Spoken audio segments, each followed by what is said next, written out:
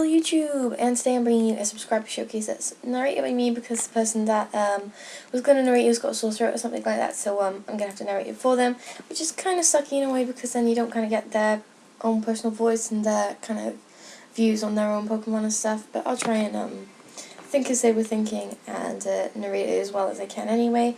I hope you guys still enjoy it, so let's get into the battle. Okay, so they're going to lead out with Drop Jaw, who's Evil like Crobat, and my opponent's going to lead out with Raichu, who's going to go straight for a fake out, but Golbat's just not going to be bothered by that at all because of inner focus, so I'm not going to get flinched or anything. So he's able to go for a taunt, which I'm not quite sure why he went for a taunt, because Raichu's really not the kind of Pokemon that's going to get shut down by taunt or even really affected by taunt.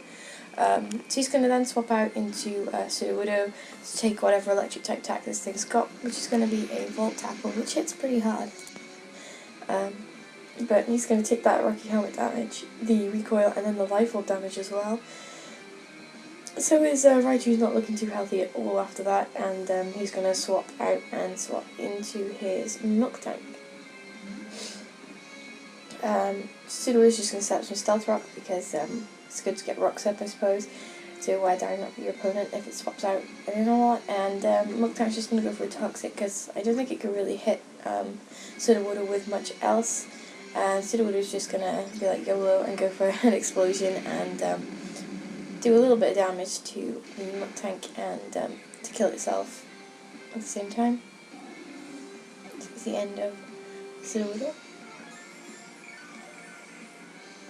And Milk's just going to get some HP recovery, and in comes Hypno, yeah, I almost said Drowsy then.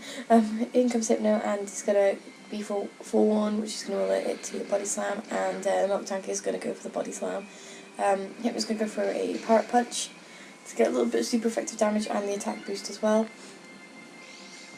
And Milk Tank's going to keep getting his lefties recovery too.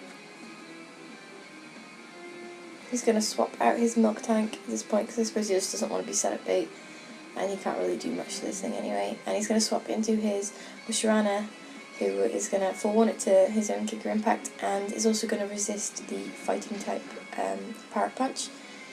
But he still gets the free attack boost without having to take any damage. He's going to swap out his Drowsy now, probably fearing the Shadow Ball, and go into Golbat. And Musharana does indeed go for a Shadow Ball, so it's a pretty good swap in. Golbat's going to go for a Roost to get his health up a bit, but I'd have probably swapped out after taking the Shadow Ball if I was him, because it was kind of obvious that Musharana was going to go for Psychic. But he stays in, goes for a Roost, and doesn't take the Psychic very well, and then he stays in again and goes for another Roost, which I probably wouldn't have done. I'd have swapped out into something else. But he roosts, and the Musharana is going to take out the Golbat with another Psychic, because he obviously can't roost enough to live the next one. So that's the end of Golbat. It's going to send in Corwitzer now, who's got a really nice move pool. It's good to see someone else use Assault Vest Corwitzer, because that's what I tended to use.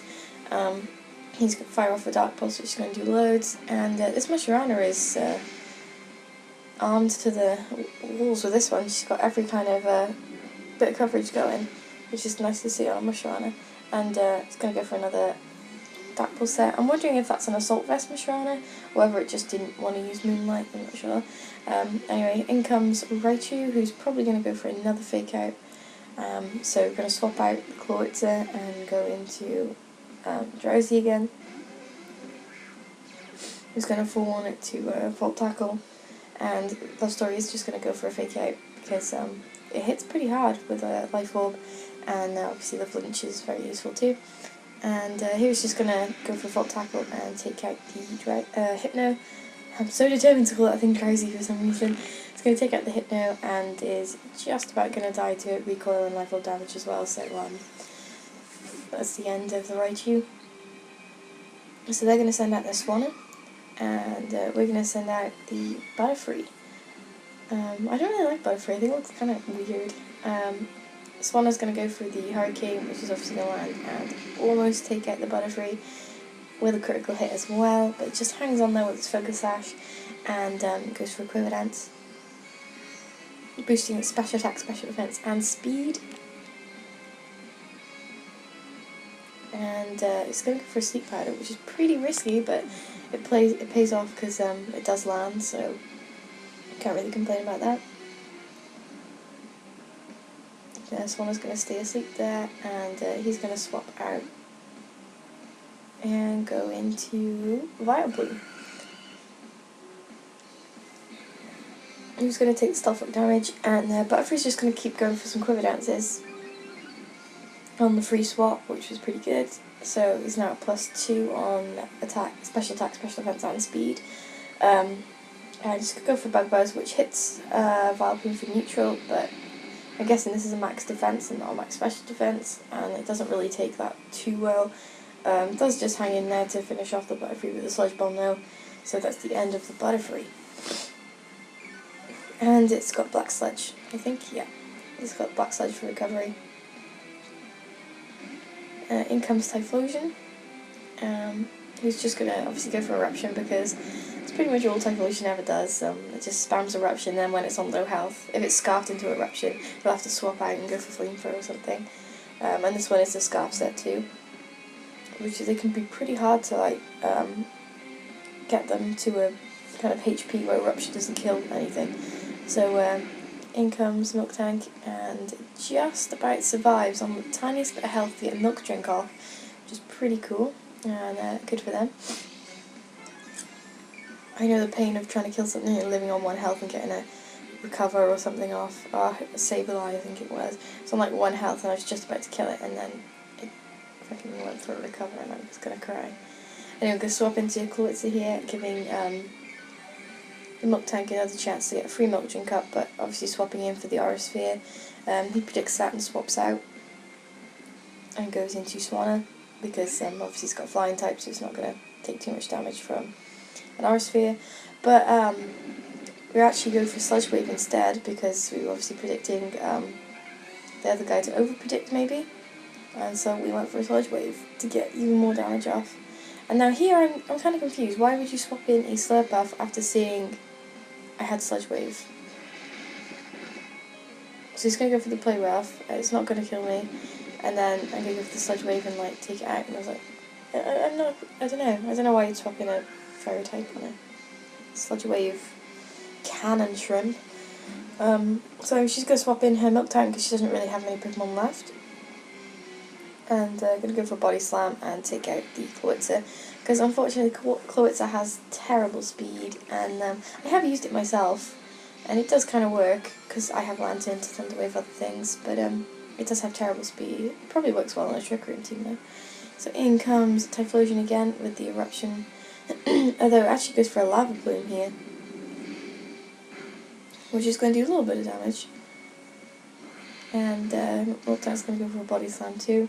Kind of doing equal damage to each other, but Milk Tank has lots of recovery. Just going to keep going for Eruption obviously because we're locked in. And he's going to go for Milk Drink to restore his HP. And then continue to go for Lava Plumes.